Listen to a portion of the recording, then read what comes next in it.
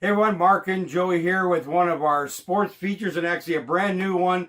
We're going to actually get into horse racing, which is one of our loves, and we've been trying to figure out a good way to bring features. I mean, horse racing is obviously a lot about wagering, and we just don't have the time with all the shows we do to spend the real time on wagering. We don't want to look like we don't know what we're talking about in our own sport. So we're going to put a couple features together. And it really was sparked by a brand new bet that Woodbine has brought out on the harness and thoroughbred side, combining the two breeds. So that's going to be our first feature here. And we're going to go from track to track and find out what unusual things different tracks do. We know there's a survivor pick in Meadowlands, for instance, and things like that. So we're going to review all of those. But first of all, what we want to do is mention a new sponsor for this particular horse racing one. And it is Two Breeds Racing Club, a brand new club that is built to have people come in and be able to be part of the ownership style of horse racing. A chance to get in, understand the sport, be there hopefully in the winner's circle, all those kinds of things without having expenses of running a horse. And so really cool idea about bringing it in. One of the biggest challenges people have is the sport's going to cost me money and all this. And this is going to be an investment you make, but then you don't have to pay expenses after that, which is a cool concept. So check out the website, ultimatesportschannel.com. There's going to be the flyer in that there. But anyway, we wanted to bring it up, and we're going to have them sponsoring this feature we do on this cross-track promotion that started this week, our wager that started this week. Which has been a staple in horse racing for a while now. Pick threes, pick fours, pick fives. And what it is pick four, but it crosses over between the two styles of racing, thoroughbred and harness racing, thoroughbred and standardbred as it's formerly known. Here in Canada, so in Ontario, we have Woodbine Thoroughbred, Woodbine Standardbred. The two tracks have come together. You take the last two races of the thoroughbred, first to the standardbred. Now, this is only on Friday nights, where they do cross over, which is great to see. And now they've put it together. It was a great bet, lots of fun.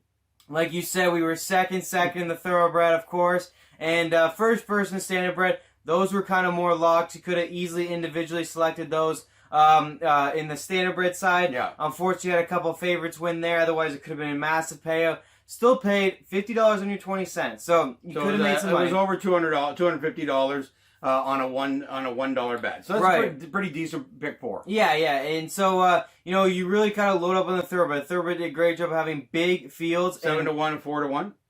Winners. It was 4-1 the first race and 7-1 the second race. But they had big fields though, not big favorites. The big favorites in each race was 3-1. So they really won there on the thoroughbred side with that kind of setup. Like I said, standardbred. Unfortunately, you did get favorites, but I think they're going to tweak it maybe going forward. Make sure they have more equal races. But it was a big fields of 10 horses, so you never know. And it was a great pick and a great bet and lots of fun. We were at Mohawk, which is now Woodbine Standardbred, for the bet and for the races, watching the first two on TV and then being live for the second two. And it was a lot of fun. And a lot of people were involved and a lot of people were cheering. So cool to see. It was just cool to involve both sides of racing. Like, share it to the other type of racing. Really is what they're doing. It is getting both fans noticing both types of racing. Yeah, I think it's a great concept. We've done both our whole, your whole life, and which has been a lot shorter than mine by 40 years. But I've always originally had bet standardbred, but you really gotten into the thoroughbred side of the business. So for the last number of years, 3 now, I guess, since you've been able to play the game,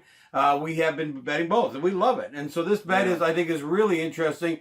And a couple of things you did mention: the standardbred side, 2 3-5 winners. The race secretary's got to do a good job of putting fields together. They're going to produce some kind of higher priced winners to give us really great pools. There's no doubt about that. You can't have 3 to 5 winners or it'll lose its pizzazz real quickly. That was the only thing I noticed. Certainly the type of races. I'm a fan of claiming races because claiming races from a handicapping perspective, owners are putting their horses into that level with the potential of losing them. So, you can't put them in too low of a division to be 3 to 5 because someone will scoop up your horse and own it at the end of the race. So, those are typically, in my mind, better races from a handicapping perspective to get decent odds. So I think we should see claimers in those two races all the time. Last night, or Friday night, they put in a couple stake races, which typically have a dominant horse.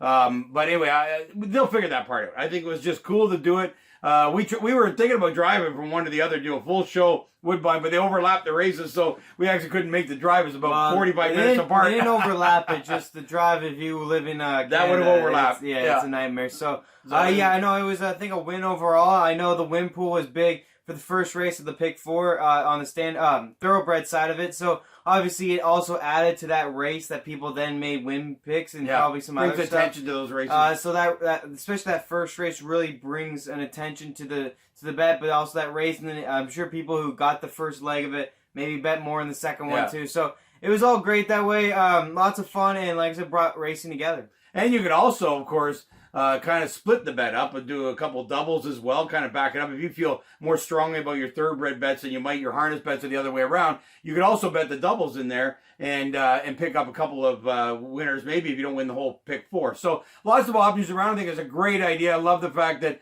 they're stepping out and coming up with unique things for the fans to get excited about. We'll see more about that, and this is a whole video we're doing, and we've got some video from Woodbine and a video from Mohawk. So we're going to do a little bit of our travel, our sports travel program as well, and show off both of the tracks at the same time as reviewing this bet. So anyway, good on you guys. We love the thoughts. We love the bringing of the two sports together, and I think it's going to be successful overall. We'll kind of track it, not every week, but we'll kind of give updates as we see what's happening with the betting pools and how big the win 4s are coming out of those types of things. Other than that, we loved it, and of course, we love racing. We want to get you guys on board doing the same thing. Get out to the racetrack. We enjoyed that. It's easy to sit at home, put the TV on, bet online, but you know what? There's an atmosphere around being at the track. I have a couple. I actually have a video at the end of the first race with a lot of people. There was actually a decent crowd. Friday night, and people cheering on their horses. So it was fun to do that. So get out to the racetrack, enjoy the atmosphere. One great place too, and you know this because you got to do it. We brought up our kids, and you have 2 older sisters, much older. They were at the farm and the track.